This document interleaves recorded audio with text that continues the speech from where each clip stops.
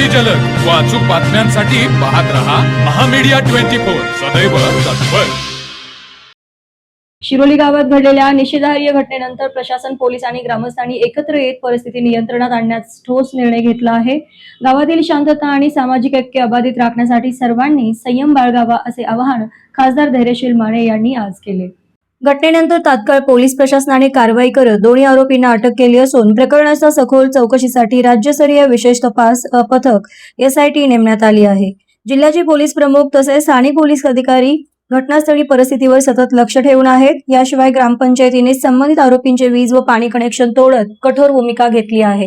गावात शांतता राखण्यासाठी सर्व प्रमुख नागरिकांची बैठक पार पडली। या बैठकीमध्ये गावाची एकता आणि सामाजिक सौहार्द टिकवणे ही सर्वांची जबाबदारी असल्याचा ठाम निर्णय घेण्यात आला।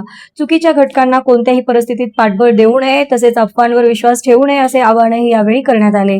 यावेळी खासदार धैर्यशील माने म्हणाले, पोलीस आपले काम करत आहेत आणि कायदा त्याच्या मार्गाने पुढे जात आहे। दोषींना कोणतीही सूट मिळणार नाही, त्यांच्यावर कठोर कारवाई होईल। त्यांनी तरुणांना विशेष आवाहन करत अफवांपासून दूर राहण्यास आणि संशयास्पद माहिती त्वरित पोलिसांकडे देण्यास सांगितले। दरम्यान या घटनेबाबत राज्याच्या वरिष्ठ पातळीवर चर्चा झाली असून भविष्यात अशा घटना टाळण्यासाठी प्रशासनाकडून आवश्यक ती खबरदारी घेतली जात आहे।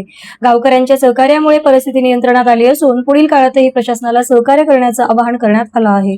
शिरोली गावाचा लौकिक अबाधित राखण्यासाठी सर्वांनी एकजुटीने पुढे यावे असे आवाहन करत खासदार माने यांनी शांतता आणि कायदा सुव्यवस्था राखणे ही सर्वांची सामूहिक जबाबदारी असल्याचे स्पष्ट केले।